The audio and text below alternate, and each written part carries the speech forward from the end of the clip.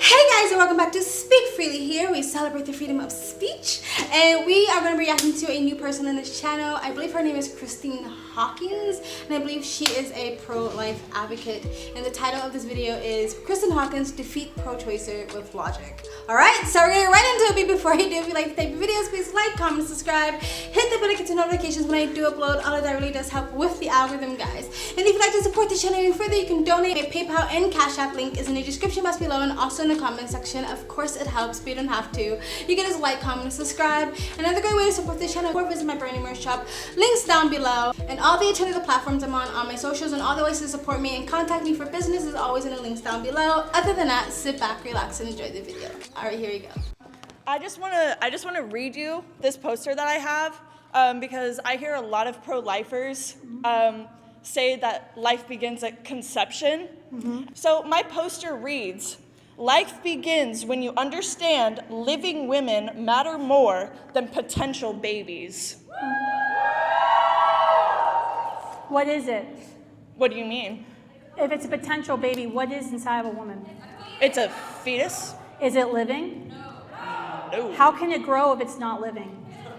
Actually, that's like saying if an acorn is a tree. When does the fetus become living? That's actually a good question, but that line... Yeah, of course, because you don't know it. Because it's living. It's living. How about you let her speak? You're fundamentally denying science to validate your opinion. You actively deny science, ma'am. How am I denying? What science did I deny, Darby? Okay, so let's look at some posters over here. But you don't have to be here. I need you to tell me what science. You just made an accusation that I denied science. What science did I deny? That it's a child inside of you. It is a clump of cells when I'm a clump of cells. What makes me different? That you were born.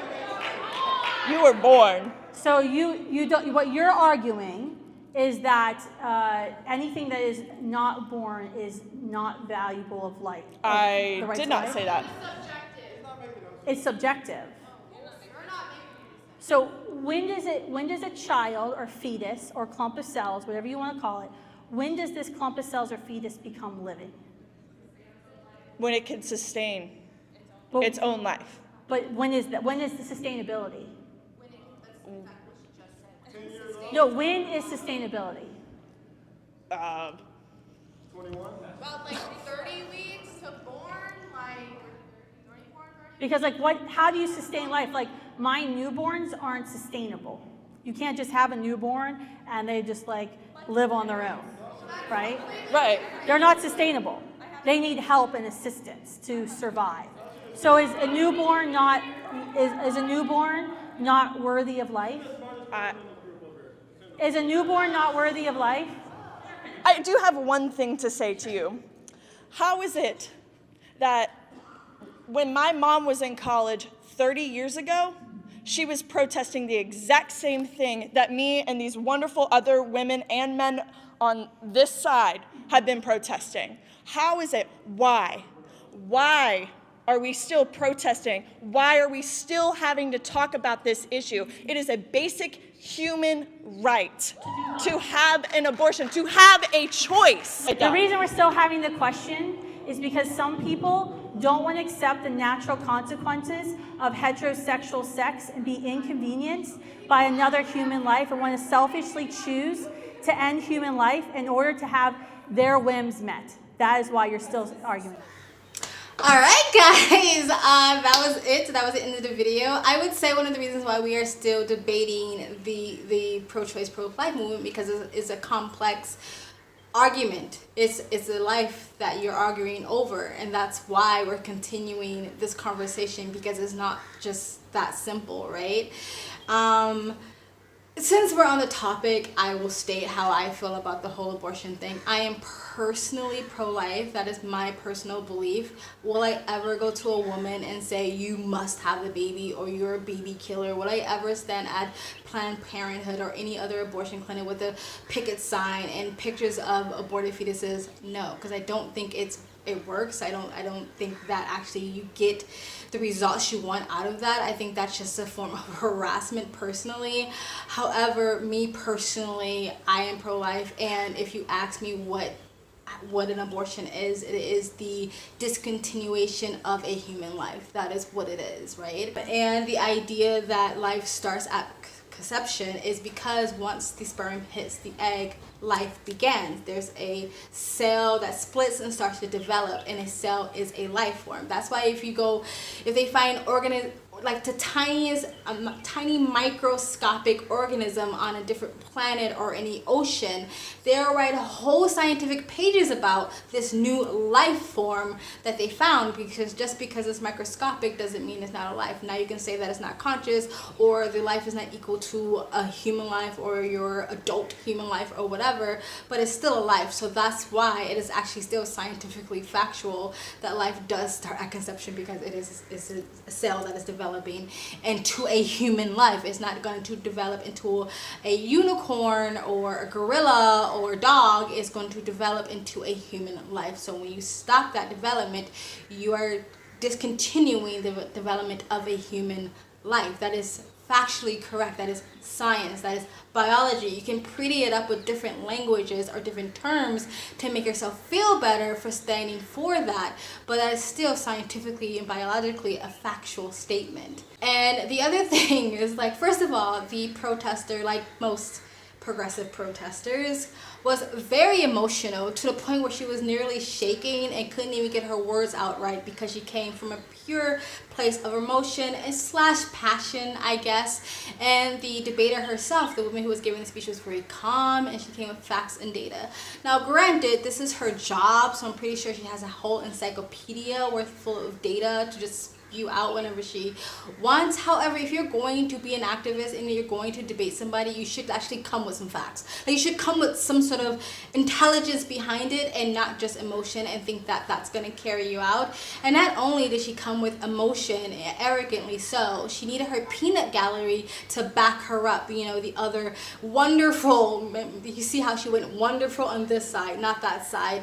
Wonderful men and women on this side needed to keep yelling at her to encourage her to keep going, because these people just need safe spaces of constant validation, and they're tribalists, so they need their tribes. Still, even with the peanut gallery, she couldn't seem to answer the simple questions that she asked herself, or questions that the speaker kind of directed to her. And I also believe abortion is a selfish choice. Like, no matter how you split it, if you can say, like, I don't want it because I'm not ready. I don't want it because I cannot financially afford it. I don't want it because I am not a place in life where I can have it. I don't want it because the father is not around. I don't want it because I don't know what I'm gonna do. I don't know where I'm gonna live. I don't know what job I'm gonna have. I don't know how I'm gonna feed the baby. I don't want it because I want to continue my life. I want to get this job. I want to get an education. This is not a part of my life plan. It's I. It is a selfish reason, no matter how you split it. So you are wanting to discontinue a human life for your own selfish reasons, whether you think those selfish reasons are good or bad. Now, I know the extreme examples that a lot of pro-choicers give, which is rape and incest and stuff like that, which is literally 0.00000 something like that, 1% of abortions that actually happen. But anywho, most abortions are done out because it's not convenient for that person to have one or not. I personally think one of the greatest deceits and lies that the feminist movement have done when it comes to abortions, and make it seem like, again, laying on your back, spreading your legs, and having cells suck out of your body is somehow makes you a strong or powerful woman, which I don't see how. I always feel like their idea of like heroes and strong is like so like diluted. Like, I'm a woman, I don't shave under my arms, therefore I'm a strong, powerful woman. No, a woman who can like lift the car off of her dying baby is strong. A woman who, you know, who sacrifices her whole life for others is strong. Like, laying on your back, spreading your legs, and having things pulled out of you does not in any way make you a strong woman. It just makes you a woman that is taking advantage of the society that you are born in at the time. But I think that's one of the biggest lies, because I think that's why so many women push for it, because they are told that this is what strong women want.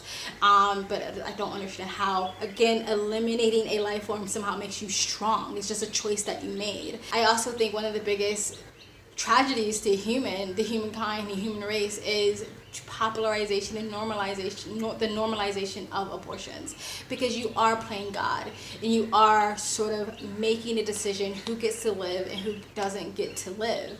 And this idea that it's a human right to have an abortion, no, it's not. It's not a human right. But I do think one of the basic human rights is just for people not to violently attack you, to attack your life. I think that is one of the basic forms of human rights. And that's one human right that we're taking away from the unborn. And I just think that we see the degradation of like empathy, just human basic empathy. And for me, I really think it started with the idea of normalizing abortions. Like there has to be something that's a little bit sociopathic about you to think that and to celebrate and be so proud of the idea of discontinuing or eliminating a human life for, again, your own selfish wants and needs. To me, I really do think it's one of the biggest human tragedies has ever happened. And I think one day we're going to look back on it and we're going to realize that what it was. I mean, people forget that at some point slavery was completely socially acceptable. Of course, a lot of these wokes and progressives would pretend that, yeah, if I were alive, if I was around back in slave times, I would have been one of those ones against it. Most of you would not have. Most of you would have thought it was completely acceptable at the time, because that was a general consensus that slavery was acceptable, not just in the West, but all over the world, and still going on today. So I think one day we're going to look back on this, and the millions upon millions, if not billions, of the unborn that didn't get a chance to live on this planet, we're going to look back on it as one of the biggest genocides that we've all agreed to have, basically. That's just how I see it. I don't think an individual should be blamed or victimized or should feel terrible about themselves for the rest of their lives if they decided to have one. I don't think shame and guilt really does much, or at least concentrating or focusing and waddling in your shame and guilt doesn't really do anything for a person. If you had one, you had one, and you just forgive yourself and move on. Or if you have to have one, like the disrespectful like conversation we even have around it, like celebrating it and shouting and hashtag I had one today, woo, I'm such a strong woman. It's such a like disrespect to the life that was lost. It's like, if you're going to have one, at least treat it like a tragedy that it is, and not celebrate it as something to be proud of. Again, I'm not saying that people should go out and shame women and tear them down and call them murderers and all these things, but like, let's just look at it for what it is. Like, we are all agreeing, not all, but I'm just using us as a society, all agreeing to the mass genocide of the unborn. We're all agreeing to it for some reason, for selfish reasons, for feminism, I don't know, but we're all agreeing to it. And I think that a lot of women and a lot of men, when they really question themselves, there's something in their consciousness that knows that it's not okay. And I think that's why they have to change up the language, instead of saying you're eliminating the life of a human life, or discontinuing a human life. They have to say fetus or clump of cells or something like that. They have to pretty up the words, change the language around, because it's more digestible. I don't like the feeling of the idea of human life, stopping human life. So let me just say it's a clump of cells, or it's a parasite, or it's not even living. You know what I mean? Like, it's not worth any sort of human rights until it literally goes from the womb through the birth canal out into the open. That's when it's worthy of being protected and saved. That's when it should be given human rights. Up until then, we can, smash its brains and, breaks its spine, cut off its limbs, leaving it nearly dead on a cold slab of metal. And it doesn't really matter, just because I didn't birth it yet. So just that human life doesn't matter. But anyway, that's how I feel about it. Add me in the comment section. Let me know what you guys think. In the comment section below, please like, comment, subscribe, hit that bell to get notifications when I do upload. All of that really does help with the algorithm, guys. And you want to support this channel any further, you can donate. My PayPal and Cash App link is in the description box below and also in the comment section. Of course, it helps, but you don't have to. You can just like, comment, and subscribe. Another great way to support this channel is either join my brand new membership program, different levels, different tiers, different perks, or you can visit my brand new merch shop. Links down below. I also have a second travel vlog channel. I travel as a lifestyle or I live abroad. If you'd like to know where I am in the world, you can go to the description box below and also in the comment section. Hit the link, go subscribe to my travel vlog channel and or follow me on my travel Instagram. My stories is usually what's most up to date. And you guys have an amazing day. Bye.